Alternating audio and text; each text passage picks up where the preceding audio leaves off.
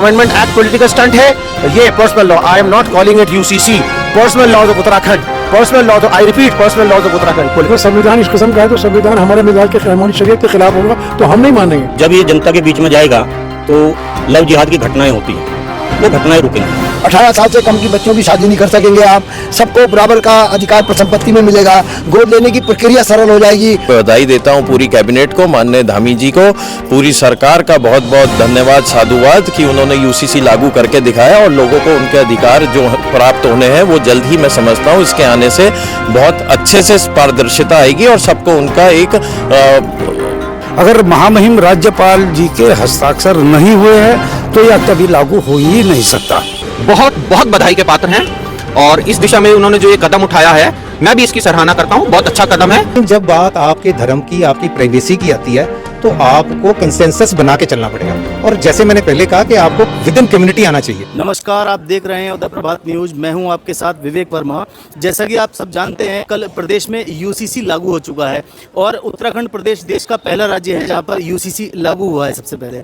तो इस बारे में जानते हैं, हम पहुंचे हैं कोर्ट में, इस समय शहीद स्मारक पहुंचे हैं हम और यहाँ बात करते हैं जो अधिवक्तागण हमारे साथ हैं कि किस तरह से देख रहे हैं यूसीसी को और लोगों को इसका क्या लाभ मिलेगा, किस प्रकार मिलेगा। सर, किस प्रकार देख रहे हैं, यूसीसी लागू किया है कल? देखिए, यूसीसी जो लागू हुआ है कल, उसमें सबसे बड़ी बातें कुछ इस तरीके से भी हैं कि जो आज देखते हुए कई चीज़ें ऐसी हैं जो सही नहीं बैठता और अभी इसका गहनता से अध्ययन भी करूँगा और अगर माननीय उच्च न्यायालय जाना पड़े इसके लिए कि काफ़ी सारी चीज़ें ऐसी हैं जो बड़ी विसंगतियों से भरी हुई हैं। और दूसरा सबसे बड़ी बात यह है कि इसमें किनकी राय ली गई, कौन थे या कहाँ से वो ड्राफ्ट ऐसा लिया गया है, वो बड़ी समस्या। यहाँ जनजातीय क्षेत्र भी हैं, जैसे अपनी रूढ़ियाँ भी हैं हमारी, उन रूढ़ियों को इन्होंने उसमें नहीं बांध रखा है, वो अलग कर रखा है। तो इसमें सारे उत्तराखंड के कैसे उसमें आ जाएंगे, ये बड़ा एक गंभीर प्रश्न है। और क्या मैं आपकी बात रोककर बीच में ये कहना चाहूँगा कि जैसा आपने विसंगति की बात कही, किसी एक दो बिंदु के बारे में बताइए जिस बिंदु को लेकर विसंगति है। देखिए, अभी तक तो मुझे ये भी पता नहीं है कि क्या महामहिम राज्यपाल जी के हस्ताक्षर हो चुके हैं या नहीं हुए हैं। अगर महामहिम राज्यपाल जी के हस्ताक्षर नहीं हुए हैं तो यह कभी लागू हो ही नहीं सकता। जब तक महामहिम राज्यपाल जी के अगर हस्ताक्षर हो गए तभी ये लागू होगा, वरना ये लागू तब तक नहीं होगा जब तक उनके हस्ताक्षर नहीं हुए। विसंगति वाले बिंदु की बात करें तो स्पेसिफिक क्या बिंदु है ऐसा जिसको आप लेकर सहमत नहीं हैं यूसीसी से? जैसे जनजातीय क्षेत्र हैं, उनकी अपनी रूढ़ियाँ हैं। जैसे हमारे यहाँ मुस्लिम समुदाय हैं, उनकी अपनी वो हैं। अब मान लीजिए उन्होंने शादी अपने वहाँ मौलवी जी से करवाई है तो उनका तो रजिस्ट्रेशन फिर वहीं हो गया। तो काफ़ी सारी चीज़ें हैं, अभी गहनता से मैं भी पढ़ रहा हूँ इसे और जिस तरीके से सही लगेगा तो स्वागत है और कुछ कमियां रहेंगी तो दूर करने का सरकार भी प्रयास करेगी और वो नहीं हो पाता तो फिर हमें माननीय उच्च न्यायालय के शरण में जाना पड़ेगा। ये इसका रास्ता है। काफ़ी लोगों ने विरोध किया है, कल मुस्लिम सेवा संगठन द्वारा भी इसका विरोध किया गया है यूसीसी का और जिलाधिकारी को ज्ञापन सौंपा गया है। हमारे साथ युवा प्रखर अधिवक्ता शिवा वर्मा जी हैं। शिवा जी, आप किस प्रकार देख रहे हैं यूसीसी को? देखिए, यूसीसी के बारे में कहना चाहूँगा एक बेहतरीन कदम सरकार का। और कोई भी अगर योजना बनाई जाती है, कोई भी एक्ट बनाया जाता है तो भविष्य को देखकर ये नींव रखी गई है। मैं समझता हूँ ये नींव जो रखी गई है बहुत अच्छी साबित होने वाली है और एक इसमें समानता की हम बात करें तो समानता देखी जा रही है, सब लिंग के लिए समानता है। बहुत सारी ऐसी चीज़ें हैं जिसको दूरदृष्टि अगर हम देखें तो बहुत कुछ इसमें ठीक है और जो चीज़ें, जो अधिकार पहले नहीं प्राप्त होते थे, यूसीसी के आने से सबके लिए समानता आई है एक। तो मैं इसको निसंदेह एक बहुत ही शानदार कदम है धामी सरकार का, उनको बधाई। ठीक है शिवाजी, आपने इसको यूसीसी को सराहनीय कदम बताया है, लेकिन और भी कई महत्वपूर्ण बिंदु हैं जो प्रदेश में जरूरी हैं। पलायन की समस्या है, रोजगार की समस्या है और प्रदेश में बहुत तरह की समस्याएं हैं। क्या उनमें वो जरूरी थे पहले या यूसीसी लागू करना जरूरी था? देखिए, जहाँ तक बात है समस्याओं का और उसका निदान का, तो वो धीरे धीरे सब मैं देख रहा हूँ कि होती जा रही है, क्योंकि ये घोषणा करी हुई थी, अभी पूरा 1 साल भी नहीं हुआ। अगर आप इसको ऐसे देखें, सकारात्मक दृष्टि से देखें, तो मैं कहूँगा धामी जी ने जो वादा इस प्रदेश की जनता से किया था उसको निभाने का काम किया है और टाइम बाउंड किया है। और एक चीज़ और मैं बता दूं, यहाँ पर घोषणाएं तरह तरह की, पूर्व मुख्यमंत्री भी कुछ रहे हैं और सरकारें भी रही हैं, घोषणाएं होती हैं लेकिन फलीभूत नहीं होती। तो मैं चाहूँगा इस बात आपके चैनल के माध्यम से मैं बधाई देता हूँ पूरी कैबिनेट को, माननीय धामी जी को, पूरी सरकार का बहुत बहुत धन्यवाद, साधुवाद कि उन्होंने यूसीसी लागू करके दिखाया और लोगों को उनके अधिकार जो प्राप्त होने हैं वो जल्द ही, मैं समझता हूँ इसके आने से बहुत अच्छे से पारदर्शिता आएगी और सबको उनका एक मिलेगा अपना सुनहरा अवसर। ठीक है शिवाजी, आम लोगों को सरल शब्दों में किस तरह समझ में आएगा कि लोगों को क्या लाभ मिलने जा रहा है यूसीसी लागू होने के बाद? देखिए, और क्या बदलाव आएंगे? देखिए, बहुत सारी ऐसी चीज़ें थी, जैसे अगर हम बात करें मैरिज रजिस्ट्रेशन की बात करें तो आज तक मैं देख रहा हूँ, क्योंकि हम समाज से जुड़े हुए हैं और प्रत्येक दिन हमारे सामने ये चीज़ें आती हैं, लोग आज की डेट में 40-40, 55-55 साल की उनकी जो शादीशुदा जीवन है उसके बाद वो रजिस्टर करा रहे हैं मैरिज को, लेकिन अब टाइम बाउंड कर दिया गया है। मैरिज के लिए टाइम बाउंड किया है, अगर नहीं कोई कराता तो उस पर पेनल्टी इम्पोज होगी, उसके लिए अधिकारी चिन्हित किए गए हैं। इसके साथ ही लिव इन रिलेशनशिप से अगर कोई बच्चा उत्पन्न होता है तो उसको मान्यता मिल गई है। तो ऐसे बहुत अनेकों चीज़ें जो कहीं गवर्न नहीं हो रही थी, सबको समानता का अधिकार दिया गया है। आने वाली पीढ़ी जो होगी, मैं समझता हूँ इससे उनको भी लाभ मिलेगा, अभी जो पीढ़ी है उनको भी लाभ मिलेगा और पुराने जो लोग हमारे बड़े बुजुर्ग हैं उनको भी कहीं ना कहीं यूसीसी लागू होने से फ़ायदा है। ठीक है, इस बारे में हम और लोगों की राय जानेंगे और लोगों से मिलेंगे कि अभी कहीं सुधार की ज़रूरत है या जो नियमावली की गई है उसमें संशोधन की ज़रूरत है या पूरी तरह से परफेक्ट है। अभी आम लोगों को समझ में भी नहीं आ रहा। कई लोगों से हमारी बात हुई, उन्हें पता भी नहीं यूसीसी में, नियमावली में क्या क्या बिंदु दिए गए हैं। तो इसको सरलता से जानने के लिए और लोगों से बात करेंगे। जुड़े रहिए हमारे साथ, देखते रहिए उदय प्रभात न्यूज़। अभी हम पहुँचे हैं कोर्ट कंपाउंड के पास और हम बात कर रहे हैं मुस्लिम सेवा संगठन के अध्यक्ष नईम कुरैशी जी हमारे साथ हैं। और कल प्रदेश में यूसीसी लागू हुआ है, जिसको लेकर मुस्लिम सेवा संगठन ने उसका विरोध किया है और बीते दिन जिलाधिकारी को ज्ञापन सौंपा है। क्या कारण है विरोध का? देखिए, विरोध इसलिए कर रहे हैं क्योंकि ये कानून संविधान के विरुद्ध है। इसमें कहीं ना कहीं संवैधानिक मूल्यों की हत्या हुई है। पहले तो हम बात करते हैं, जो यूसीसी का सोर्स है वो article 44 of the Indian constitution है। वो अपने आप में कह रहा है कि ये आर्टिकल एक एडवाइस है, एक सजेशन है, ना कि बाइंडिंग है।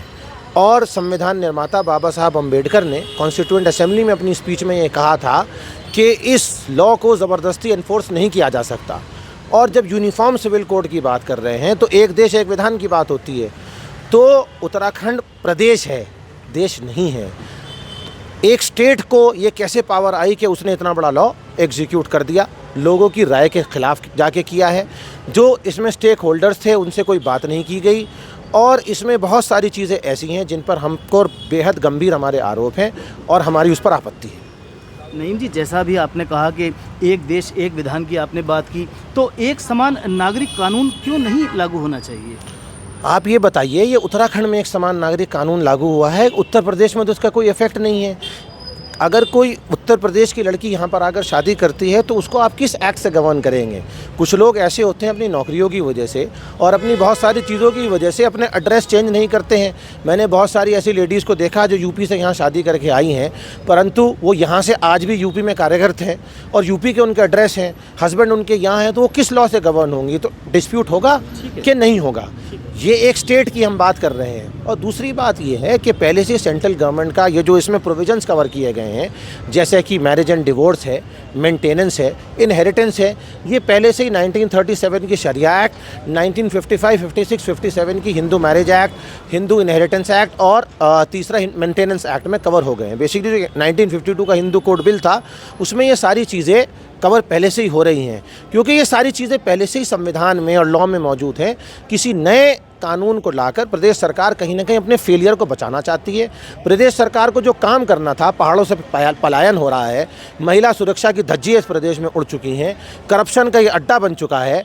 भाजपा सरकार लोकायुक्त को बड़ी जोर शोर से दावा करती थी, परंतु आज प्रदेश में लोकायुक्त की नियुक्ति नहीं है, तो उनका फेलियर है। उस फेलियर को बचाने की वजह से ऐसे ऐसे कानून ला रहे हैं जिससे जनता का ध्यान इससे हटकर और जो मुद्दे हैं राजनीतिक उनसे वो उनकी तरफ से भटक के इस पे आ जाए। नहीं जी, यूसीसी में कितने बिंदु हैं? आपने उसको पूरा उसका आकलन किया है, पढ़ा है उसको, तो कितने बिंदु ऐसे हैं जिनसे आप सहमत हैं और कौन से बिंदु हैं जिनको लेकर आपका विरोध है? हम आ भी भरते हैं तो हो जाते हैं बदनाम, वो कत्ल भी कर दें तो चर्चा नहीं होता। इसमें बिंदु इस वजह से हैं कि 1937 का जो शरिया एक्ट है वो marriage rights, divorce right, maintenance right, inheritance right ये सब कुछ कवर कर रहा है। और जो इसकी सोर्स है कुरान और हदीस, इससे ये सारी चीज़ें शरिया एक्ट में इसकी जो कंप्लीट सोर्स है वो पहले से चीज़ें दी गई हैं। आई एम सॉरी टू से हिंदू कोड बिल की इसलिए आवश्यकता थी क्योंकि कहीं ना कहीं ये सारी चीज़ें उपनिषद में या वेद्स में या स्मृतिज़ में डिफाइंड नहीं थी, इसलिए ये बिल लाया गया। लेकिन जब मेरे मज़हब में और मेरे स्क्रिप्चर्स में ये सारी चीज़ें डिफाइंड हैं तो मुझे किसी नई चीज़ की आवश्यकता नहीं है। और दूसरी बात है कि करनी और कथनी में फ़र्क है। 3 तलाक़ का कानून मोदी जी बड़ी ज़ोरों शोरों से लाए कि मुस्लिम महिलाओं को उत्थान होगा। मैं पूछना चाहता हूँ कि गवर्नमेंट का ऐसा डेटा है, उसे आगे करें, कितना उत्थान हुआ है। अब सेंट्रल गवर्नमेंट का 3 तलाक़ का एक्ट क्या रिपील होगा जब यहाँ पर तलाक़ का सेपरेट कानून बन गया है? मैं वही कहना चाहता हूँ, अगर किसी को शादी करनी है और यहाँ नहीं कर पाएगा, वो स्पेशल मैरिज एक्ट के तहत दिल्ली में शादी कर ले, तो फिर किस कानून के तहत उसका वो गवर्न किए होगा? ठीक है नईम जी, अभी आपने शरिया और हदीस की बात की, तो 20% मुस्लिम आबादी है देश में, तो क्या बाकी 80% शरिया और हदीस के हिसाब से सहमत होंगे और चलना चाहेंगे, या सबको एक समानता का अधिकार होना चाहिए? इसके बारे में आप देखिए, आर्टिकल 44 अपने आप कह रहा है there is a need of a uniform civil code in the country to promote equality, social and political justice. Social and political, देखिए कॉन्स्टिट्यूशन में there is equality amongst equals. आप सबको बराबर कैसे आंक सकते हैं? एक कानून किसी के लिए बना हुआ है, एक ये सिविल लॉज की हम बात कर रहे हैं, पर्सनल लॉज की हम बात कर रहे हैं। देखिए, गोवा में 1867 का पोर्चुगल सिविल लॉ पहले से चल रहा है, तो ये बात यहाँ पे झूठ हो गई कि उत्तराखंड पहला राज्य हुआ कि जिसने सिविल कोड लाए हैं। बेसिकली यूनिफॉर्म सिविल कोड नहीं है, ये स्टेट सिविल कोड है, ये उत्तराखंड के सिविल लॉज हैं। और जो बात आप कर रहे हैं कुरान और हदीस की, कुरान और हदीस की सोर्सेज को, इसको कॉन्स्टिट्यूशन की बैकिंग दी है। कॉन्स्टिट्यूशन में माइनॉरिटीज़ को आज़ादी है, सबको। इंडिया एक सेक्युलर स्टेट है। I repeat, India is a secular state. जब हम बात करते हैं कॉन्स्टिट्यूशन के प्रियम्बल की, हम सोशलिस्ट, सेक्युलर, डेमोक्रेटिक रिपब्लिक है, तो सेक्युलर में सारी रिलीजन्स एक बराबर हैं। हमारे धर्म, हमारी मान्यताएं, अगर आप इसकी बात कर रहे हैं कि कुरान और हदीस की, मैं ये नहीं कह रहा हूँ कि कुरान हदीस की बात आप माने, संविधान ने मुझे इजाज़त दी है मैं कुरान और हदीस की बात मानूं। इस यूसीसी का, जो धामी जी का सो कॉल्ड यूसीसी है, पर्सनल लॉ कानून को जो यूसीसी कह रहे हैं, इसमें सरायर ट्राइबल्स को बाहर रखा गया है। और धामी जी का ऑन रिकॉर्ड स्टेटमेंट है कि इन लोगों को आपत्ति थी, इसलिए ट्राइबल्स को इससे बाहर रख दिया गया है, तो माइनॉरिटीज़ को भी आपत्ति थी। देखिए, कॉन्स्टिट्यूशन ने गारंटी किया है, part 3 of the Indian constitution, जिसमें directive principles of the state policy हैं, उसमें एक आर्टिकल है कल्चरल एंड लिंग्विस्टिक राइट्स। तो कल्चरल एंड लिंग्विस्टिक राइट्स का तो हनन हो रहा है ना, इन्फ्रिंजमेंट हो रहा है ना। कल्चरल राइट्स में तो आ गए शादी, तलाक, मेंटेनेंस, डिवोर्स, ये कल्चरल राइट्स हैं कि नहीं हैं? अब आप बताइए, कानून जो ये नया पर्सनल लॉ का कानून है, ये कह रहा है 1 साल तक तलाक नहीं ले सकते। अब ये क्या मुख्यमंत्री तय करेंगे किसको कितने दिन तक किस शादी में रहना है? और आपने भी सुना होगा, मैं मुख्यमंत्री जी का स्टेटमेंट है, मैं धर्म बचाने को प्रतिबद्ध हूँ, मैं संस्कृति बचाने को प्रतिबद्ध हूँ। तो लिव इन रिलेशन उत्तराखंड की संस्कृति नहीं है, भारत की संस्कृति नहीं है, ये संस्कृति गोरों की संस्कृति है, जिसका हम कड़े शब्दों में विरोध करते हैं और निंदा करते हैं। ठीक है, 1947 में देश आज़ाद हुआ था और गणतंत्र की स्थापना हुई थी, लेकिन वो संविधान में संशोधन होते होते उसको बनने में 3 वर्ष लगे और 1950 में पूरी तरह से लागू हुआ था। उसके बाद भी देश आज़ाद होने से अब तक कई बार संविधान में संशोधन हुए हैं, नए आर्टिकल जुड़े हैं। तो अगर कुछ बिंदु ऐसे हैं जहाँ संशोधन की ज़रूरत है तो उन्हें संशोधित होना चाहिए। आप कितने बिंदुओं से इत्तेफाक रखते हैं और कितने बिंदुओं से सहमत नहीं हैं? देखिए, मैं इस पूरे कानून को रिजेक्ट करता हूँ। मैं इसलिए रिजेक्ट करता हूँ क्योंकि पहले से ही सेंट्रल गवर्नमेंट का एक्ट है। ये article 246 of the Indian constitution का ग्रॉस वायलेशन है। देखिए, मैं यहाँ बताना चाहता हूँ आपके चैनल के माध्यम से कि 3 लिस्ट हैं जिससे कानून बनते हैं: यूनियन लिस्ट, कॉन्करेंट लिस्ट और स्टेट लिस्ट। यूनियन लिस्ट में यूनियन गवर्नमेंट कानून बनाती है, स्टेट लिस्ट में स्टेट गवर्नमेंट कानून बनाती है। कॉन्करेंट लिस्ट में दोनों को, सेंट्रल गवर्नमेंट को और स्टेट लेजिस्लेचर को, I mean state legislative assembly को कानून बनाने का अधिकार है। लेकिन संविधान साफ कहता है, in terms of a dispute the law made by the centre is going to prevail. क्योंकि सेंटर का लॉ चल रहा है 3 तलाक का। सेंटर का लॉ 1937 शरिया एक्ट, 1955, 56, 57 का Hindu marriage act, Hindu inheritance act, maintenance act repeal नहीं हुआ है अभी तक। तो हम किस लॉ पे जाने की बात कर रहे हैं? इसलिए मैं ये कहना चाहता हूँ, ये कुछ नहीं है, ये नए बक्से में पुराना सामान है। विभाजनकारी नीति और विभाजनकारी जो सोच है भाजपा की वो लेकर आए हैं। और दिल्ली के चुनाव से ठीक पहले जब 5-7 दिन दिल्ली के चुनाव रह गए हैं और जहां 27 साल से भाजपा प्रदेश सरकार से बाहर है और आज मोदी जी के आगमन से एक दिन पहले ये कानून लागू कर रहे हैं, तो सब कुछ प्री प्लान्ड है। कहीं ना कहीं दिल्ली के चुनाव का इसका राजनीतिक फ़ायदा भी उठाना है। ठीक है, कल यूसीसी लागू हुआ है, मुख्यमंत्री ने लागू किया, इसकी घोषणा की है। और आप आने वाले समय में किस प्रकार देख रहे हैं? अगर इसमें बदलाव या कुछ संशोधन नहीं होते, कोई इम्प्लीमेंट नहीं होता है, तो आप इसके आगे क्या करेंगे? कल आपने ज्ञापन दिया है जिलाधिकारी को, आगे क्या रणनीति है आपकी? देखिए, हम इसमें हमारा जो संवैधानिक अधिकार है हम उसका पूरा इस्तेमाल करेंगे। हम इसमें विरोध करेंगे। किसी महापुरुषों ने कहा है, जब सड़कें सुनसान हो जाती हैं तो संसद आवारा हो जाती है। हम मुख्यमंत्री को और भाजपा की सरकार को बताना चाहते हैं वो देश के मालिक नहीं है।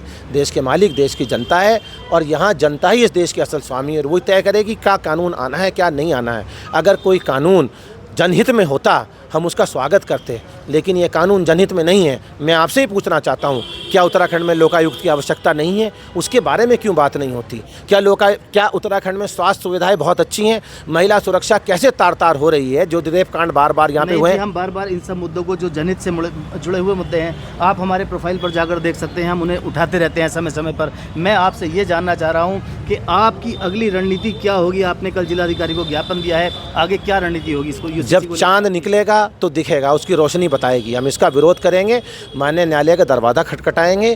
भारत के सीनियर मोस्ट एडवोकेट से हमारी बात चल रही है और आपको बहुत जल्द इसका रिजल्ट सामने मिलेगा। मैं आपको बता रहा था प्री प्लान्ड है। अभी हाई कोर्ट 10 फरवरी तक वेकेशन है, अभी कोई रिट फाइल नहीं हो सकता। मैं बताना चाहता हूं कि पूरा प्री प्लान्ड है। गवर्नमेंट 10-12 दिन तक इसका पूरा फ़ायदा राजनीतिक उठाना चाहेगी, क्योंकि ये स्टेट का लॉ है। तो सुप्रीम कोर्ट में चैलेंज नहीं होगा, पहले honourable high court of Nainital में इसको चैलेंज करना पड़ेगा। हमारी बात चल रही है, हम वेकेशन बेंच में इसको लिस्ट कराएंगे और उसके बाद पूरी ताकत के साथ इसका सड़क पर विरोध करेंगे और न्यायालय में इसका संवैधानिक विरोध दर्ज करा के इस कानून को ख़त्म कराने के बाद ही चैन से बैठेंगे। जैसा कि आपने कहा कि आज प्रधानमंत्री देहरादून में आ रहे हैं और कल इसको लागू किया गया है, तो किस तरह से देख रहे हैं? क्या इसको आप सीधे पॉलिटिकल स्टंट मान रहे हैं? ये पॉलिटिकल स्टंट ही तो है। आप ये देखिए, सीए पॉलिटिकल स्टंट था, एनआरसी पॉलिटिकल स्टंट था, 3 तलाक पॉलिटिकल स्टंट था, वक्फ अमेंडमेंट एक्ट पॉलिटिकल स्टंट है। ये personal law, I am not calling it UCC, personal laws of Uttarakhand, personal laws, I repeat, personal laws of Uttarakhand political stunt है। आप बताइए, सीए से कौन सा जनहित का फ़ायदा हुआ? एनआरसी से कौन सा फ़ायदा हुआ? 3 तलाक से कौन सा फ़ायदा हुआ? या इस पर्सनल लॉ से कौन सा फ़ायदा होने वाला है? हमने तो ये भी देखा कि आसिफा के रेपिस्ट को छोड़ा गया। कश्मीर में एक 8 साल की बच्ची आसिफा का रेप हुआ, उसके रेपिस्ट का महिमा मंडन किया गया। तो कौन सी महिला सुरक्षा की बात चल रही है?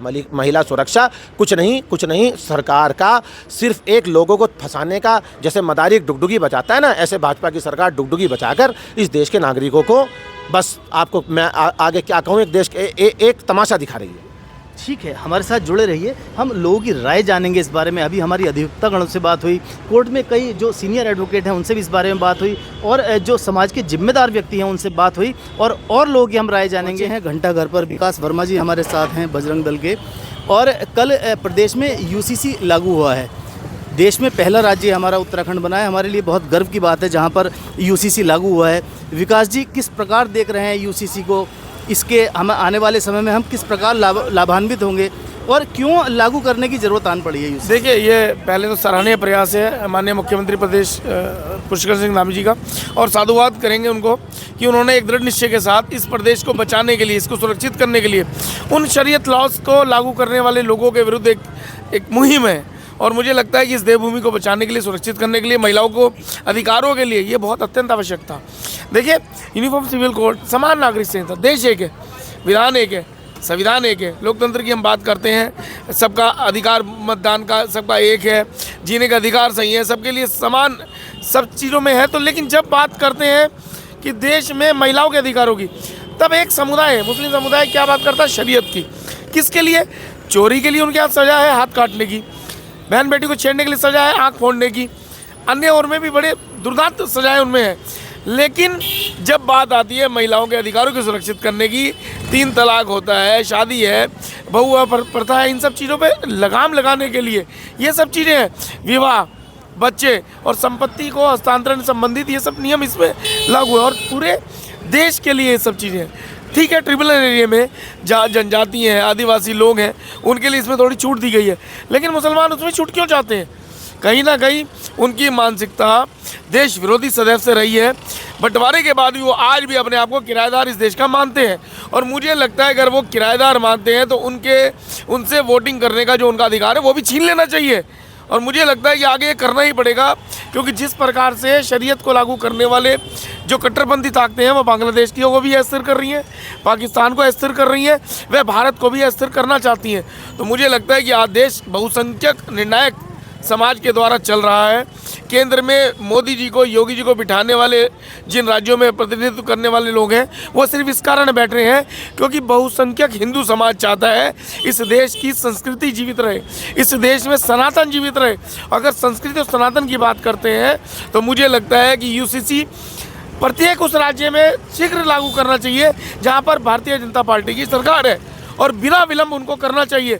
और लागू करने के साथ साथ इम्प्लीमेंटेशन सख्ती से हो, इसमें कहीं भी कोई कोताही ना हो कि आपने कानून तो लागू बहुत हैं लेकिन उसकी लचर प्रक्रिया इन लोगों को अधिकार दे देती है इससे बाहर निकलने के।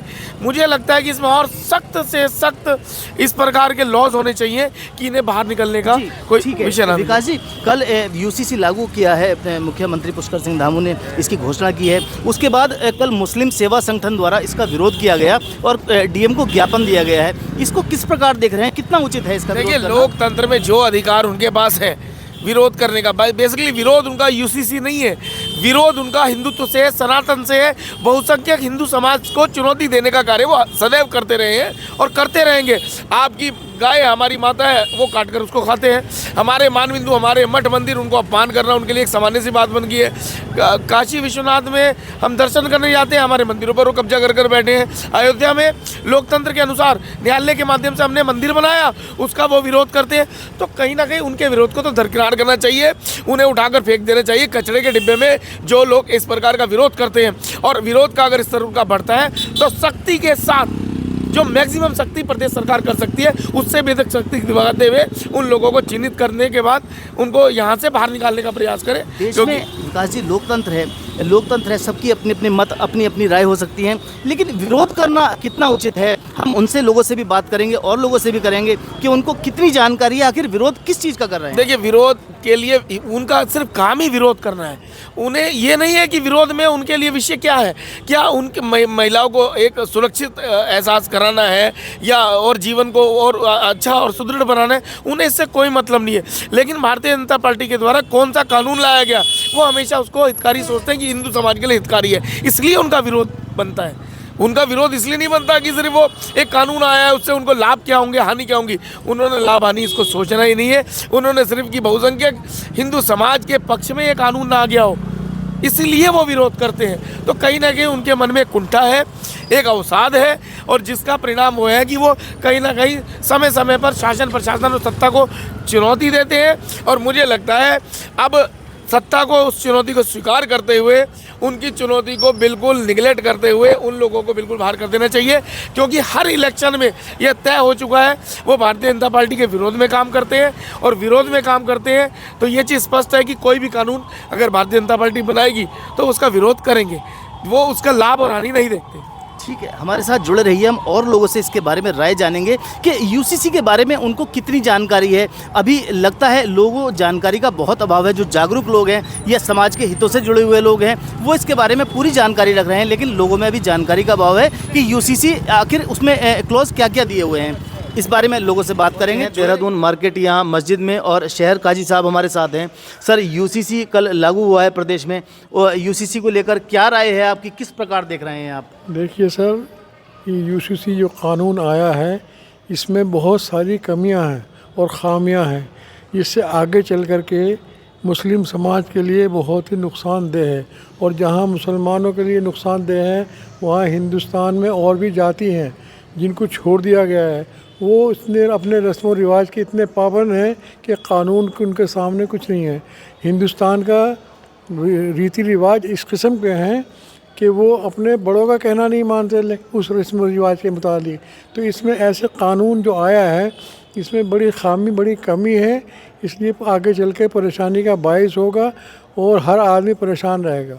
यूसीसी में जो बिल आया है, नया जो कानून आया है, इसके सारे बिंदुओं से आप वाकिफ़ हैं, जानते हैं उसके बारे में? इस सारे तो नहीं जानते, लेकिन हमने उतना जानते हैं जितना हमारे बारे में है। क्या है उन बिंदुओं के बारे में आप इस तरह की भाषा में, सरल भाषा में बता सकते हैं जो लोगों को समझ में आए? किन किन बिंदुओं से उसमें सहमत हैं और किन बातों से आप इत्तेफाक नहीं रखते हैं?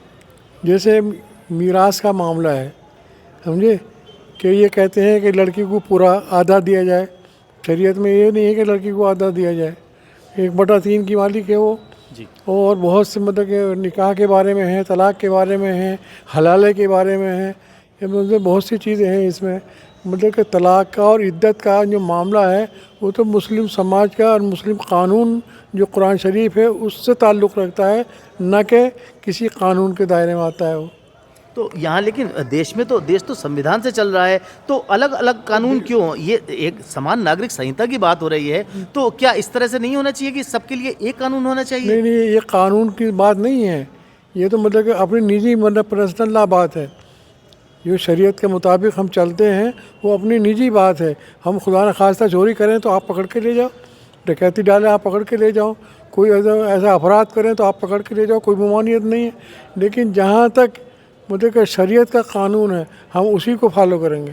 आप शरीयत की बात करते हैं या संविधान, दोनों में से किसको ज़्यादा महत्व देंगे? नहीं, शरीयत देखिए, अगर कानून शरीयत के से टकराता है तो हम शरीयत की बात करेंगे।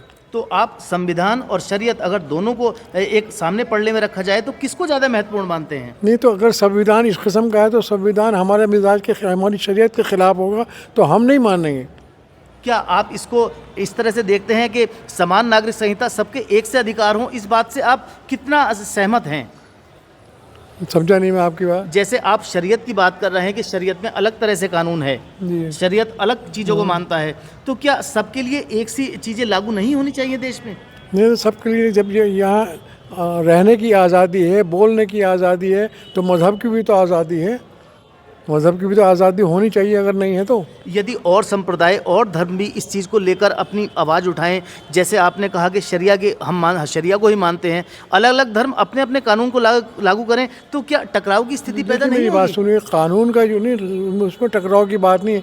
जहाँ तक कानून है, कानून जो अपराधी का मामला है, जो हम निजी जो फॉलो करते हैं अपने मज़हब को, उसमें अपराध कुछ नहीं है, उसमें से मतलब कि फ़ायदा है सबका। यदि संविधान और शरीयत दोनों को रखा जाए तो आप किसको इम्पोर्टेंसी, किसको महत्वता ज़्यादा देंगे दोनों में से? देखिए, मैंने पहले आपसे कहा अगर इस्लाम से मतलब कि आपका कानून टकराता है तो हम जाहिर बात है अपने इस्लाम को फॉलो करेंगे। ठीक है, आप कितना इत्तेफाक रखते हैं? हम सरल भाषा में लोगों को कहेंगे जिससे लोगों को समझ में आए, आप इस कानून से कितना सहमत हैं? इस कानून का आगे चल के इसमें बिगाड़ पैदा हो सकता है। इसको क्या करेंगे आप? आपकी क्या भविष्य में योजना है? आप इसका विरोध कर रहे हैं, किस तरह से देख रहे हैं? हम देख रहे हैं, जब हम विरोध कर रहे हैं तो उसी तरीके से देख रहे हैं। तो आप इसके लिए विरोध के लिए आपने कल कुछ जो संगठन है, मुस्लिम सेवा संगठन है, उन्होंने विरोध जताकर जिलाधिकारी को ज्ञापन भी दिया है। आपने इस तरह से कुछ विरोध जताया या क्या रणनीति इसके लिए आप अपना रहे हैं? हमने कल वो विज्ञापन दिया था हमने जी, उसके बारे में हमने लिखा था जी कि इस किस्म का काम नहीं होना चाहिए जो शरीयत से टकराव हो, मज़हब इस्लाम से टकराव हो और मुस्लिम समाज मतलब ये कि परेशान हो। ठीक है, हमारे साथ शहर काजी साहब हैं और वो कह रहे हैं इसमें टकराव की स्थिति पैदा होगी, तो क्या है मुख्य बिंदु? उन्होंने मुख्य बिंदु के बारे में कुछ नहीं बताया, किन किन बिंदुओं से सहमत हैं, किस किस बिंदुओं से सहमत नहीं हैं। हमारी इस बारे में बहुत लोगों से बात हुई, बुद्धिजीवी लोगों से बात हुई और अधिवक्ता लोगों से बात हुई, लेकिन जहाँ तक मुझे लगता है कि इनके मुख्य बिंदुओं से, पूरे बिंदुओं से लोग वाकिफ़ अभी तक पूरी तरह से नहीं हैं। लिविंग रिलेशनशिप में लोग रहते हैं, वो माँ बाप की परमिशन से रहेंगे। और एक शब्द चलता है नाजायज़, कोई बच्चा पैदा हो गया उसको छोड़ देते हैं, माँ भी छोड़ देती है, बाप भी छोड़ देता है, तो वो बच्चा नाजायज़ नहीं है, उसको कोई ना कोई अधिकार मिलेगा, क्योंकि लड़के लड़की के माँ बाप की परमिशन से वो दोनों रह सकते हैं। इसको ऐसे भी देखना चाहिए कि अब वो दोनों एक साथ नहीं रहेंगे तो शादी करके रहेंगे। और फिर जो किसी को ऐसे ही रख लेते थे, एक धारा इसमें ये भी है कि पुराने लोग भी जिनकी शादियाँ हुई हैं उनको भी अपना रजिस्ट्रेशन कराना पड़ेगा, यानी कि रजिस्टर्ड हो जाएंगे, तो इसमें कोई गलत नहीं है, सभी रजिस्टर्ड होंगे, ऑनलाइन की व्यवस्था है देश के अंदर, और बहुत अच्छा रहेगा, बहुत अच्छा संदेश जाएगा। और देश में प्रदेश के अंदर जो अराजकता रहती है लव जिहाद के नाम पे वो भी कम होगी। कल इसको लेकर कई संगठनों ने, सामाजिक संगठनों ने और धार्मिक संगठनों ने विरोध किया है और जिलाधिकारी को ज्ञापन दिया है। उसको लेकर आज हमने उन लोगों से बात की तो उन्होंने कहा कि हम इसको लेकर सुप्रीम कोर्ट जाएंगे। क्या इसमें परिवर्तन संभव है? देखो, परिवर्तन तो अब नहीं होगा, क्योंकि जो सरकार ने, कैबिनेट ने पास कर दिया उसको सुप्रीम कोर्ट रद्द नहीं कर सकता। राय दे सकते हैं सुप्रीम कोर्ट, सबको अधिकार है जाना चाहिए जो जहां जाना चाहते हैं। लेकिन उन लोगों को ये भी सोचना चाहिए कि जब सुझाव मांगे गए थे तो उन लोगों ने सुझाव दिए थे, इसमें जो जो परिवर्तन आएंगे। लाखों सुझाव के बाद जनता के बीच में प्रस्ताव रखा गया था कि आप अपना सुझाव दो, सभी ने सुझाव दिए थे। तो ये जो लोग अब कह रहे हैं कि हम सुप्रीम कोर्ट जाएंगे, इन्होंने उस समय सुझाव देने चाहिए थे। अभी तक हमारी जितने लोगों से बात की, भाई साहब ने बहुत सरल शैली में समझाया नागरिक संहिता के बारे में, और इस बारे में हम लोगों से बात करेंगे और राय जानेंगे कि समान नागरिक संहिता को लेकर उनकी क्या राय है, इसमें क्या बदलाव होने चाहिए या वो पूरी तरह से इससे सहमत हैं। हमारे साथ जुड़े रहिए। और अभी हम पहुंचे हैं नारायण भवन विश्व संवाद केंद्र और हमारे साथ हैं प्रांत प्रचार प्रमुख संजय जी। भाई साहब, किस प्रकार देख रहे हैं यूसीसी को? आपको प्रणाम। और आप अपने माध्यम से उत्तराखंड के अंदर यूसीसी के ऊपर चर्चा कर रहे हैं, एक अच्छा विषय है, क्योंकि सामान्य नागरिकों को इसके बारे में भी कम पता है। यूसीसी का मतलब है समान नागरिक कानून, और भारत का जो संविधान है, संविधान की मूल प्रस्तावना है, उसमें लिखा है कि सभी देश के नागरिकों को समान अधिकार मिलने चाहिए। तो सभी को मिलने चाहिए, ये भी उसी प्रकार का है, इसमें कोई अलग नहीं है।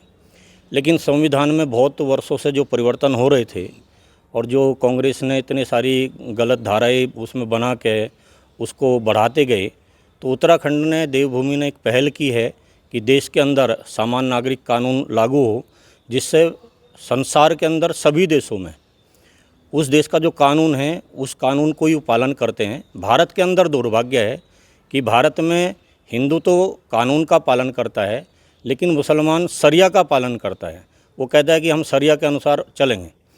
तो उत्तराखंड एक बहुत अच्छी पहल की है कि सभी एक कानून के अनुसार, क्योंकि हम भारत के नागरिक हैं, तो जिसको शरिया का पालन करना है उसको फिर उन बातों का भी ध्यान रखना चाहिए कि जो बलात्कारी है, बलात्कारी को सजाए मौत है, ब्याज का काम नहीं कर सकते, फिल्म नहीं बना सकते, और दूसरे से पैसा नहीं ले सकते, दूसरे का धन चोरी नहीं कर सकते, उसको पत्थर मार के, ऐसे उसमें बहुत सारे कानून हैं।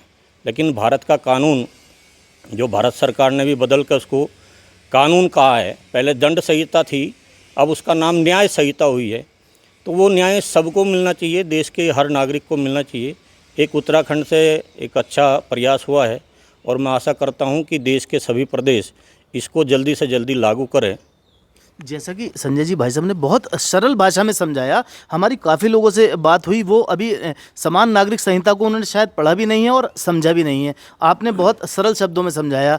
क्या बदलाव देखने में आएंगे प्रदेश में ये यूसीसी लागू होने के बाद? देखो, जब ये जनता के बीच में जाएगा तो लव जिहाद की घटनाएं होती हैं, वो घटनाएं रुकेंगी। वर्मा मेरे साथ हैं वरिष्ठ पत्रकार काजमी साहब। और कल प्रदेश में यूसीसी लागू हुआ है। उत्तराखंड प्रदेश हमारा देश का पहला राज्य है जहां पर यूसीसी लागू हुआ है, जिसको लेकर तमाम लोगों की अलग अलग प्रतिक्रियाएं आ रही हैं। और हमारी कई लोगों से इस बारे में बात हुई, जो अधिवक्तागण हैं उनसे बात हुई, और समाज के अलग अलग वर्ग के अलग अलग लोगों से बात हुई। हम काजमी साहब से जानना चाहेंगे यूसीसी को लेकर, सर किस प्रकार देखते हैं यूसीसी को?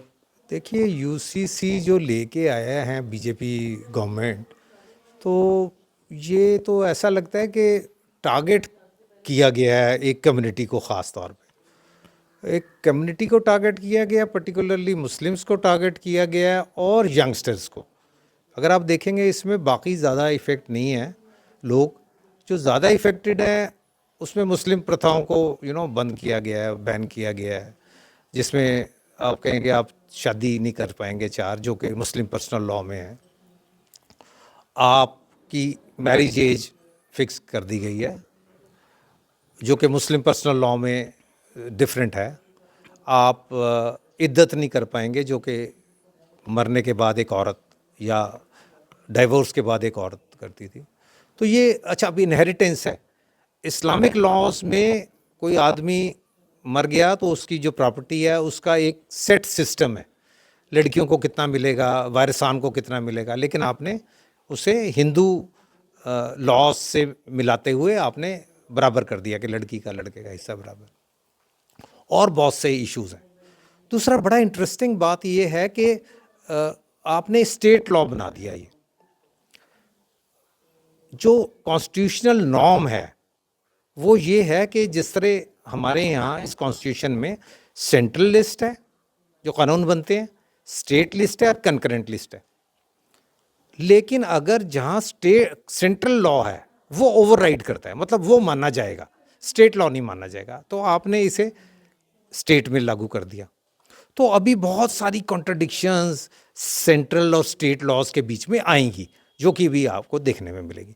सेकेंडली, यंगस्टर्स जो हैं, आपने लिव इन रिलेशंस के बारे में लिख दिया, 1 महीने में आपको रजिस्टर करवाना पड़ेगा, नहीं करवाएंगे तो आपको लीगल एक्शन होगा, आपको पकड़े जाएंगे आप। फिर शादी ब्याह डिवोर्स को रजिस्ट्रेशन करवाना है तो ये प्राइवेसी लॉ से भी टकराव में है।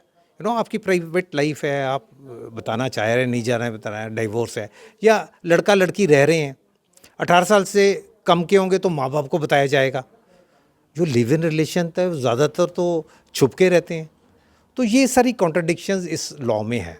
मुझे लगता है कि संघ परिवार और बीजेपी के एजेंडे के तहत उन्होंने ये यहाँ पे एक्सपेरिमेंट करके देख रहे हैं, वो फाइनली बाद में एक पार्लियामेंट में कानून लाएंगे जो कि 44वें आर्टिकल में सजेशन भी है, जो डायरेक्टिव प्रिंसिपल्स में सजेशन दिया था हमारे कॉन्स्टिट्यूशन मेकर्स ने कि ऐसा होना चाहिए। अब बीजेपी आरएसएस वाले कह रहे हैं नहीं साहब, ये कॉन्स्टिट्यूशन में कहा गया था कि ऐसा होगा। भाई सजेशंस तो और भी बड़ी थी। सजेशन तो ये भी है कि हम शुचिचार रखें पॉलिटिक्स में और हर जगह, है ना। वो तो नहीं आप कोई मान रहा, कोई पॉलिटिशियन इंडिया में किसी भी पार्टी का हो। तो मतलब मेरे कहने का मतलब है कि यूसीसी अगर सेंट्रल लेवल पे लाते तो तब तो वो सब पे बराबर लागू होता। फिर दूसरी एक और बात है कि हमारा इसका नाम है यूनिफॉर्म सिविल कोड, हमने शेड्यूल ट्राइब्स को निकाल दिया। उसमें आर्गुमेंट हमारा ये है कि उनसे अभी वार्ता नहीं हो पाई, उन्हें कॉन्फिडेंस में नहीं लिया गया। तो आपने तो मुस्लिम्स को भी कॉन्फिडेंस में नहीं लिया।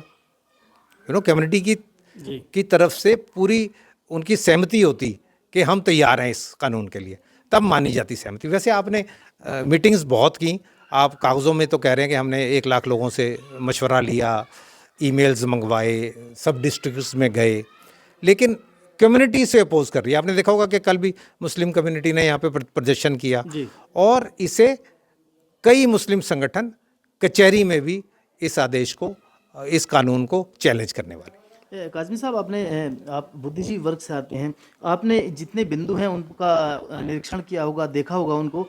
कितने बिंदु ऐसे हैं जिनसे सहमत हैं और कौन कौन से बिंदु हैं जिनसे सहमत नहीं हैं? देखिए, कॉन्स्टिट्यूशन ने, हमारे भारत के कॉन्स्टिट्यूशन ने हर वर्ग को, हर कम्युनिटी को अपना अपना लॉ, अपना अपना रिलीजन की आज़ादी दी है।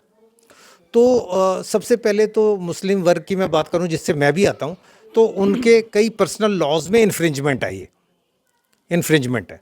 फिर वही बात आती है कि अगर आपको रिफॉर्म करना भी है, अगर आपको लग रहा है कि रिफॉर्म की ज़रूरत है, तो वो विदिन से आना चाहिए, अंदर से आना चाहिए, कम्युनिटी की आवाज़ होनी चाहिए। जिस प्रकार सती प्रथा का विरोध हुआ था और उसको बंद किया गया, कहीं कमी है तो वो दूर होनी चाहिए, दूर होनी चाहिए, चर्चा करके दूर होनी चाहिए, चर्चा करके, और कम्युनिटी के अंदर से आनी चाहिए बात, इम्पोज नहीं होनी चाहिए। मतलब ये नहीं कि मैं आपको लठ मार के कहूँ कि आप थोपी ना जाए, कि मैं आपके सिर पे एक लठ मारूं और कहूँ कि नहीं तो गलत था और इसे ठीक कर। तो ये है, कई इश्यूज हैं ऐसे ना इसके अंदर जो कंट्रडिक्शन आ रही। और फिर मैंने सेंट्रल स्टेट, कुछ बिंदु ऐसे हैं जिनसे आप सहमत हैं, जिससे मैं सहमत हूँ कि असहमत हूँ? जिनसे सहमत हैं उन बिंदुओं के बारे में बताइए। देखिए, यूनिफॉर्म सिविल कोड, जैसे मैंने आपको बताया कि वो सेंट्रल लॉ अगर आए, है ना, और सबकी सहमति से आए तो एक अच्छी बात है, एक तो बुरी बात माना जाए जो इसमें जितने भी बिंदु हैं आप उनसे पूरी तरह से एग्री नहीं है? नहीं, मैं नहीं एग्री, बिल्कुल एग्री नहीं करता हूँ मैं, क्योंकि मैंने बताया ना आपको कि इन्फ्रिंजमेंट है, इसमें प्राइवेसी का है, इसमें रिलीजियस राइट्स का, कई तरह के इन्फ्रिंजमेंट है, और इसके अंदर कंट्रडिक्शंस कई है ना। जैसे मैंने बताया सेंट्रल और स्टेट लॉज की हैं, है ना। जैसे मैंने इनहेरिटेंस की बात की, मैं आपको एक सिंपल उदाहरण दे दूं। एक किसी की आदमी मुस्लिम है, उसने अपनी इनहेरिटेंस, जैसे इन्होंने कहा कि आप अपनी वसीयत लिखवा सकते हैं, वो मानी जाएगी। इस्लामिक लॉ के हिसाब से 1/3 से ज़्यादा कोई बाप अपने किसी एक बच्चे को भी वसीयत नहीं कर सकता, ये कानून है ना। काज़मी साहब, अगर समान नागरिक संहिता की बात हो रही है, एक सूत्र एक माला में दाने सब बराबर होने चाहिए, उस तरह से देश में सबको समानता का अधिकार हो, तो उसमें क्या बुराई है? नहीं, कोई बुराई नहीं है, कोई बुराई नहीं है, लेकिन और आप जैसे अभी आप कह रहे हैं इस्लामिक लॉ के अनुसार, हाँ। तो अगर अदर जितने भी धर्म यहाँ पर हैं और जितने भी समुदाय हैं, वो अपने अपने धर्म के अनुसार देश को चलाने की बात करें तो बहुत विषमताएं आएंगी। नहीं, देश को चलाने की बात नहीं है, देश तो चल रहा है 75 साल से। जैसे ये नया कानून आया है तो वो देश कानून के हिसाब से ही चलता है ना? नहीं, देखिए ऐसा है कि यूनिफॉर्मिटी की बात कर रहे हैं, है ना आप, लेकिन डाइवर्सिटी की बात नहीं कर रहे आप। अभी तक जो 70-75 साल से चल रहा था, जिसमें हमारे कानून मेकर्स ने, कॉन्स्टिट्यूशन मेकर ने सबको आज़ादी दी कि आप अपना अपना कानून, अपना रिलीजन आप फॉलो कर सकते हैं। आप ज़बरदस्ती नहीं कर सकते कि नहीं आपको ये नहीं माननी पड़ेगी, है ना। अब इद्दत है, एक प्रथा है, एक इस्लामिक एक ज़रूरी है एक बात कि अगर किसी की पति की डेथ हो गई, उसे 4 महीने 10 दिन आइसोलेशन में रखा जाता है, रहती है वो अपने वॉलंटरीली। उसका कारण है एक कि ये पता चल जाए अगर वो जवान है कि अगर वो प्रेग्नेंट है तो उसके ठीक है, फादर कौन होगा, है ना, ये एक, या डिवोर्सी है तो पता चल जाए। इसके लिए एक इसके पीछे कारण डेमोक्रेसी की बात की तो संविधान में पहले भी बहुत संशोधन होते रहे हैं और उसके लिए कोई जनमत नहीं हुआ, कोई जनता की राय नहीं ली गई, उनमें संशोधन हुए और लोगों ने माना और उसको उस पर सहमत होकर चल रहे हैं। तो क्यों ना एक सूत्र में पिरोगे देश को, एक समान सब पे कानून लागू हो। उसमें क्या अंतर किस तरह से देखिए ऐसा है कि जनरल कानूनों की बात करें कि भाई मुझे सेल टैक्स कैसे देना है, मुझे इनकम टैक्स कैसे देना है, उसकी बात अलग है। लेकिन जब बात आपके धर्म की, आपकी प्राइवेसी की आती है तो आपको कंसेंसस बना के चलना पड़ेगा। और जैसे मैंने पहले कहा कि आपको विद इन कम्युनिटी आना चाहिए, आपका विरोध नहीं होना चाहिए। अगर सारी कम्युनिटी तैयार है रिफॉर्म के लिए तो बहुत अच्छी बात है, कर लेना चाहिए रिफॉर्म। कई इस्लामिक मुल्कों में रिफॉर्म्स हुए हैं, इस्लामिक लॉज में भी कई रिफॉर्म्स हुए हैं, है ना। जैसे शादी की बात है, जैसे दूसरी शादी की बात है कि भाई आपको पहली पत्नी से परमिशन लेनी पड़ेगी तब आप दूसरी शादी करेंगे। तो ये रिफॉर्म्स विद इन आए ना, उनकी कम्युनिटी में आए, कहीं विरोध नहीं हुआ। अगर आपका विरोध हो रहा है, आपको देखिए, आपका ये नहीं होना चाहिए कि किसी कम्युनिटी को टारगेट किया जा रहा है। जो प्रेजेंट डिस्पेंसेशन है, उनकी जो काम है पिछले 2014 से या पहले से भी, वो एंटी मुस्लिम माने जाते हैं, एंटी मुस्लिम। और उनके आपकी क्या राय है पर्सनली, आप किस तरह से? नहीं, आप देख रहे हैं, मैं तो उत्तराखंड में रहता हूँ, यहाँ पे तो हर रोज़ सिविक इलेक्शन हो रहा है। यहाँ पे चीफ मिनिस्टर यूसीसी की बात कर रहा है, नदी के उसकी नाली की बात नहीं कर रहा, खड़ंजे की बात नहीं कर रहा, लाइट की बात नहीं कर रहा। यहाँ पे सिविक इलेक्शंस हैं, यहाँ पे वो लव जिहाद की बात कर रहा है, यहाँ पे लैंड जिहाद की बात, थूक जिहाद की बात कर रहा है। कुछ दिन पहले एमडीडीए कॉलोनी में एक पार्षद के चुनाव के प्रचार के लिए मुख्यमंत्री आए थे, उन्होंने खुले मन से लव जिहाद और लैंड जिहाद के बारे में बात की थी। हाँ, मैं यही कह रहा हूँ ना आपको कि सिविक इलेक्शन हो रहा है, इशू क्या होने चाहिए और क्या कहा जा रहा है। यूसीसी लागू हो रहा है, मुख्यमंत्री कह रहे हैं कि आफ्ताब और श्रद्धा नहीं होंगी। इसका क्या मतलब है? इसका मतलब है कि आप किसी खास कम्युनिटी को टारगेट कर रहे हैं। तो मैं यही आपसे कहना चाह रहा हूँ कि विदिन आना चाहिए, कम्युनिटी की तरफ से आना चाहिए, कोई इम्पोजिशन नहीं होनी चाहिए और टारगेटिंग नहीं होनी चाहिए। मतलब जैसे कि यूसीसी नाम है समान नागरिक संहिता, तो समान नागरिक संहिता का मतलब तो सबके अधिकार बराबर हों, सबके एक से अधिकार हों, इसकी बात की जा रही है। फिर इसमें टारगेट किस तरह से देख रहे हैं आप? टारगेट है ना, आपने मुसलमानों को टारगेट करने के लिए, मेजॉरिटी कम्युनिटी को खुश करने के लिए आपने हिंदू लॉज को ही उठा के उनके ऊपर लगा दिया। देश तो मतलब पर्सनल किसी एक्ट के हिसाब से नहीं चलेगा, संविधान के हिसाब से चलेगा। नहीं, संविधान का पार्ट है वो। जो हिंदू सक्सेशन एक्ट है, हिंदू एक्ट है, हिंदू प्रॉपर्टी एक्ट्स हैं, वो संविधान का ही पार्ट है। और मुस्लिम पर्सनल लॉ भी संविधान का पार्ट है, तो वो कहीं बाहर से नहीं है। मतलब कि किस तरह से इसको गलत देखते हैं समान नागरिक संहिता जो लाई गई? नहीं, मैंने तो आपको जैसे बता चुका हूँ कि इम्पोजिशन की गई है, टारगेटिंग की गई है आपने कम्युनिटी। आपको लगता है इसमें कुछ बदलाव की जरूरत है? नहीं, इसमें बदलाव की क्या जरूरत है? संशोधन की जरूरत है, बदलाव की जरूरत है? नहीं, संशोधन नहीं, इसे तो चैलेंज किया जाएगा कम्युनिटी की तरफ से। ये तो मंजूर नहीं होगा कम्युनिटी को ना। ज़्यादा मेजॉरिटी जो कम्युनिटी है उसे ये यूसीसी इस रूप में मंजूर नहीं है। तो क्या विरोध किस तरह से? कचहरी में करेंगे और सड़कों पे भी कई, आपने देखा कल डेमोन्स्ट्रेशन हुए हैं कई संगठनों के। मैंने देखा जिलाधिकारी को भी ज्ञापन दिया गया है और इसका खुलकर विरोध हुआ। जी हाँ। तो ये अब आगे 2-4 दिनों में देखिए, मैंने तो नहीं इसे चैलेंज करना, लेकिन जो मुस्लिम ग्रुप्स हैं जैसे जमीयत उलमाए हिंद है, एक क्लैरिक्स की जमात है जो, वो इसे शायद कचहरी में चैलेंज करेगी। मुस्लिम सेवा संगठन है जो कल प्रदर्शन कर रहे थे, वो भी शायद इसे चैलेंज करने वाले हैं। और मैंने ये भी सुना है कि शायद all India Muslim personal law board जो है वो भी इसे शायद चैलेंज करेगा। ठीक है, हम और लोगों की राय जानेंगे। हमारी कई बुद्धिजीवी वर्ग से, अलग अलग समुदाय से, अलग अलग लोगों से बात हो रही है और आप हमारे साथ जुड़े रहिए। हम लोगों की राय आपको दिखाएंगे इस बारे में क्या राय है, देखते रहिए आप उदय प्रभात न्यूज़। अभी हम पहुंचे हैं घंटाघर और कल प्रदेश में यूसीसी लागू हुआ है, समान नागरिक संहिता।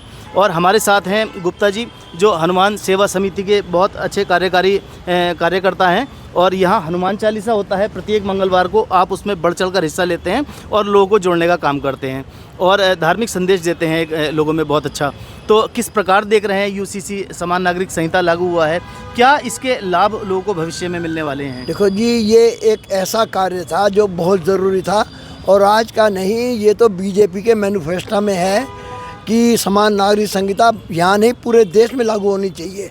मगर धामी जी ने जो पहला कदम उठाया है वो बड़ा स्वागत योग्य है और इसके जनता को बहुत फ़ायदे मिलेंगे। ये किसी धर्म विशेष का नहीं है, ये पूरे उत्तराखंड के जितने नागरिक हैं उन्हीं लाभ की हम बात कर रहे हैं। लोगों को किस प्रकार फ़ायदा मिलेगा यूसीसी इसमें? देखो जी, फ़ायदा ये मिलेगा, जैसे मान लिया 18 साल से कम की बच्चों की शादी नहीं कर सकेंगे आप, सबको बराबर का अधिकार पर संपत्ति में मिलेगा, गोद लेने की प्रक्रिया सरल हो जाएगी। और तीसरा, ये जो कुछ धर्मों में एक गलत नियम है, जैसे कभी हिंदू धर्म में सती प्रथा होती थी जिसे विवेकानंद ने ख़त्म कराया, तो ऐसे ही इनमें इद्दत है, इनमें हलाला है, इनमें 2-4 ऐसी कुप्रथाएं हैं इसको उनको ख़त्म हो जाएंगी। इसकी वजह से बहुविवाह प्रथा है वो ख़त्म हो जाएगी। अब अगर उन्हें दूसरी शादी करनी है किसी को भी तो तलाक लेगा, उसके बाद वो दूसरी शादी करेगा। हिंदुओं में तो ये प्रथा थी ही, मगर इनके यहाँ जो 4-4 शादियों की एक प्रथा थी, उससे जो इस लड़कियां हैं उन्हें बड़ी राहत मिलेगी और एक सुकून मिलेगा। वो इस दबाव में रहती थी कि वे तो कभी भी दूसरी ले आएंगे, तीसरी ले आएंगे, अब वो ये नहीं कर सकेंगे। तो इससे तो महिलाओं के लिए तो बहुत ही अच्छा है, महिलाओं को बहुत सुख देगा और धामी का ये कदम स्वागत योग्य है। इसके अलावा प्रदेश में सबको एक समान अधिकार मिल जाएंगे। ठीक है, कुछ धार्मिक और सामाजिक संगठन इसका विरोध कर रहे हैं, उस विरोध को विरोध करना कितना उचित है, आप किस प्रकार देखते हैं? किस बात का विरोध कर रहे हैं? ऐसा क्या विरोध है? विरोध की तो कोई बात ही नहीं है इसमें। न समान नागरिक संहिता, भाई जब सब लोग समान हो जाएंगे तो विरोध किस बात का है? हम भारतीय नागरिक हैं, हम पहले भारतीय हैं, तो हम पहले भारतीय कानून को मानेंगे, भारतीय संविधान को मानेंगे। हम उन लोगों से भी बात करेंगे कि आखिर समानता का विरोध क्या है, समानता में क्या आपको ऐसी चीज़ दिखाई दे रही है? अलग तोड़ने की बात हो तो ठीक है, माना जाए, समानता का विरोध किस प्रकार है, हम उन लोगों से भी बात करेंगे। नहीं तो विरोध क्यों कर रहे हैं? वो सिर्फ विरोध अपने स्वार्थवश कर रहे हैं। ये कुछ जो मुल्ला मौलवी हैं जो अपना उनको दबा के रखते हैं या फतवा जारी करके रखते हैं, उनको इससे फ़र्क पड़ेगा। जो स्त्रियां हैं, मुसलमान स्त्रियां, वो जो हैं उनके दबाव में नहीं रहेंगी, वो अपना स्वैच्छिक जीवन जिएंगी, अपना स्वतंत्र होकर जीवन जिएंगी। इनको इस बात की परेशानी है, इसलिए वो समानता का इसका विरोध कर रहे हैं। ठीक है, आप हमारे साथ जुड़े रहिए। और हम इस समय एसले हॉल पर हैं और हमारे साथ हैं अखिल भारतीय मेड़ सुनार महासभा के प्रदेश अध्यक्ष संजय वर्मा जी। संजय जी, किस प्रकार देख रहे हैं, कल प्रदेश में यूसीसी लागू हुआ है, क्या राय है आपकी इस बारे में? भाई साहब, पहले तो मैं आपको बधाई देना चाहूँगा। अभी हमारे यहाँ निकाय चुनाव होके चुके हैं, उस निकाय चुनाव में जितनी अच्छी कवरेज आपका उदय प्रभात ने दी है, मैंने और भी चैनल देखे हैं, शायद इतनी अच्छी कवरेज किसी ने नहीं दी है। आपने दिन रात मेहनत करके लास्ट रिजल्ट तक आप बराबर बने रहे। धन्यवाद। अब दूसरा प्रश्न आपका था यूसीसी के बारे में। तो देखिए, ये तो हम लोगों के लिए बहुत गर्व की बात है। एक तो सबसे बड़ी बात ना, देखो हमारा कितना छोटा सा राज्य है, पूरे भारतवर्ष में हमारे राज्य में सबसे पहले यूसीसी लागू हुआ है। इसके लिए हमारे माननीय मुख्यमंत्री जी बहुत बहुत बधाई के पात्र हैं और इस दिशा में उन्होंने जो ये कदम उठाया है, मैं भी इसकी सराहना करता हूँ। बहुत अच्छा कदम है। देखिए, हमारा देश एक है, संविधान एक है, सब समान हैं, तो सबके लिए समान ही होना चाहिए ना। उसमें आपको कोई बुराई नज़र आती है इस कार्यक्रम में? नहीं भाई साहब, बिल्कुल नहीं, ये बहुत अच्छा कदम है। इसके लिए हम मुख्यमंत्री जी के बहुत बहुत आभारी हैं और उनको बहुत बहुत धन्यवाद देते हैं, वो बधाई के पात्र हैं। ठीक है, हम और लोगों से राय जानेंगे यूसीसी के बारे में। सुबह से अब तक हमारी कई बुद्धिजीवी लोगों से बात हुई और समाज के अन्य अलग अलग वर्ग और समुदाय के लोगों से बात हो रही है, जिसको हम लेकर बात कर रहे हैं यूसीसी के बारे में, उनकी क्या राय है और क्या उनका कहना है कितने सहमत हैं वो इन सब बिंदुओं से जो यूसीसी में रखे गए हैं। आप हमारे साथ जुड़े रहिए, हम और लोगों से बात करेंगे इस बारे में और राय जानेंगे।